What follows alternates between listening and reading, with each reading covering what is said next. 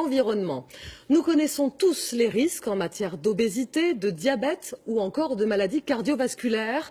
Mais une enquête dévoile un autre risque de taille, un risque de cancer. L'additif E171, un colorant conçu à partir de dioxyde de titane, pourrait mettre en danger la santé de vos enfants, surtout lorsqu'il est présent sous la forme de nanoparticules. Explication Catherine Rougerie et Philippe Maire. Fruités, colorés, ils font bien souvent craquer. Les bonbons et autres plaisirs sucrés.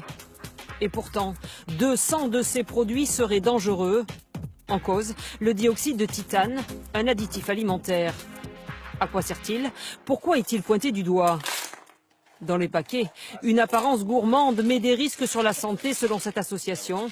Elle a mené l'enquête dans 15 enseignes. Problème, le dioxyde de titane serait cancérigène, même si les doses ajoutées sont microscopiques, 10 000 fois plus petites qu'un grain de sel.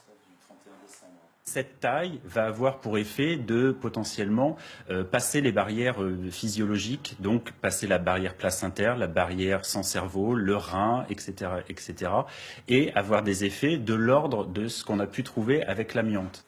En outre, la mention de cette substance baptisée E171 est parfois à peine lisible sur les emballages. Faut déjà avoir une bonne vue. Aujourd'hui, cet artisan pâtissier l'a banni de ses recettes. Mais il y a quelques mois, il l'utilisait. Ça vous fait une poudre, c'est comme du talc, ça vous fait une poudre blanchâtre. J'ai mon oxyde de titane qui est blanc, je mets mes blancs d'œufs. Et il a bien voulu nous montrer les propriétés de cette substance. Exemple, avec cette préparation pour macarons. Vous voyez, on a quelque chose de vraiment qui reste blanc. En haut, sur la plaque, la pâte avec l'additif. En bas, la pâte sans l'additif.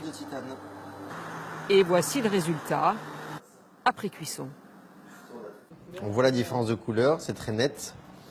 Et vous avez donc ce blanc qui donne un aspect peinture. Et vous avez la coque naturelle du macaron sans colorant. Autre illustration sur ces chocolats. On faisait des petits décors avant du chocolat blanc avec du dioxyde de titane. Et aujourd'hui, on a décidé de faire du chocolat blanc sans dioxyde de titane. Pour se défendre, les industries alimentaires rappellent que ce colorant est autorisé.